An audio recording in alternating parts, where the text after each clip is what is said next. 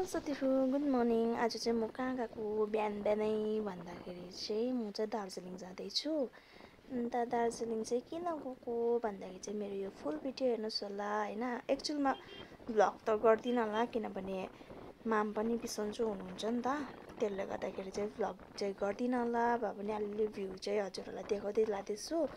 किन भन्दा चाहिँ नि बिहानै 9 बजी 8:30 9 बजी नै हावाको हेर्नु सक्नुहुनेछ। हावा यस्तो डरलाग्दो थियो नि त।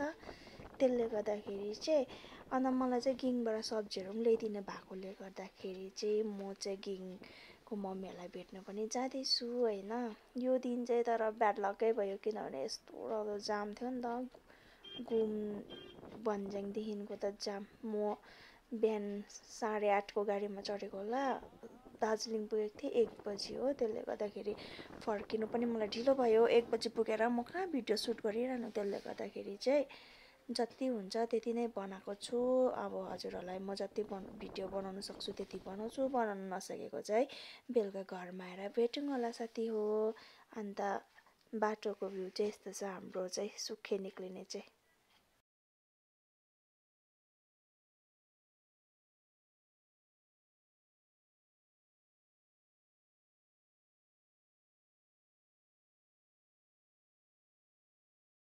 अब चाहिँ म फाइनली सुखे पुग्नु आँटेँ हैन। हजुरहरूलाई पनि भ्यू हेर्न सक्नुहुन्छ। यहाँबाट चाहिँ पाइन ट्री दामी देख्छ हेर्नुहोस् है धुप्पी।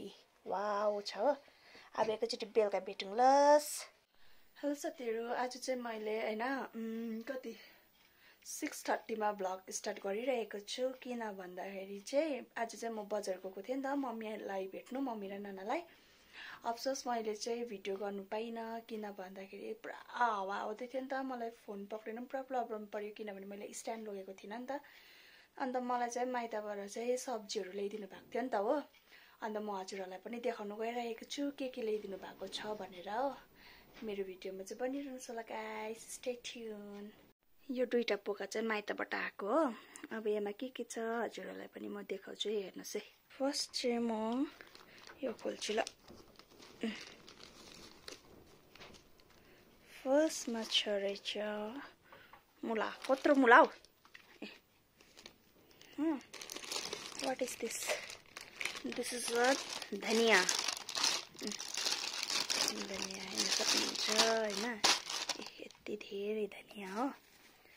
अन्त यो आप्पालाई पठाइदिनु भएको अरे मकैको चेक्लामा चाहिँ त्यो भातमा मिसाएर खान्छ नि हौ त्यो। अन्त यहाँनिर चाहिँ छ तपाईँको यो चाहिँ अर्ग्यानिक है, घरमै फलेको बन्दाकोपी मम्मी। यो बन्दाकोपी घरमै फलेको। यो सब अर्ग्यानिकको हो। अब चाहिँ सक्यो बन्दाकोपी पनि।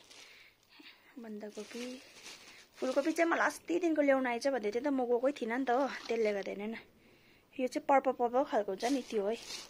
अन्त यो चाहिँ रहेछ तपाईँको मटर। अझै छ यसमा के छ हेरौँ है। यो चाहिँ नानाले ल्याइदिनु भएको। यो चाहिँ फुप्सरिङबाट आएको। म लसुन पुरा खान्छु नि त। त्यसले गर्दाखेरि यो लसुनको पत्ता ल्याइदेऊ ल आलुसँग खानु भनेको थिएँ कि। यो लसुनको पत्ता नानाले ल्याइदिनु भएको।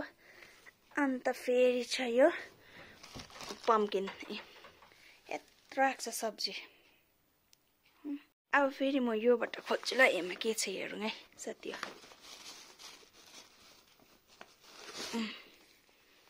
यो पोकामा के छ भन्दाखेरि चाहिँ नि ओहो अन्डा पनि रहेछ। यो चियापत्तीमा त लोकल अन्डा पनि रहेछ। दुईटा हालिदिनु भएको रहेछ हो अन्डा। अन्त आयो यो के हो यो गुन्द्रुक। यो गुन्द्रुक हो। अन्त आयो यो पनि गुन्द्रुकै रहेछ। दुईटा गुन्द्रुक रहेछ। गुन्द्रुक हो। यहाँनिर चाहिँ छ करणलाई पठाइदिनु भएको सामान छ हो। अन्त त्यो र यो चेरी टमेटो सानो भले टमाटर हो। अन्त नि साथी हो मैले चाहिँ के किनेँ भन्दाखेरि चाहिँ यो मात्रै किनेँ किनभने भ्याइन नि त आज किन्नै पाइनँ नि त के।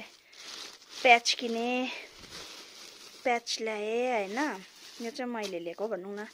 प्याज सुक्खा खोर्सानी ल्याएँ, त्यति ल्यायो। अन्त लसुन ल्याइरहेको छु हो, किन लसुन सकिरहेको थियो घरमा। यति सबै माइतबाट आएको सामान हेर्न सक्नुहुन्छ।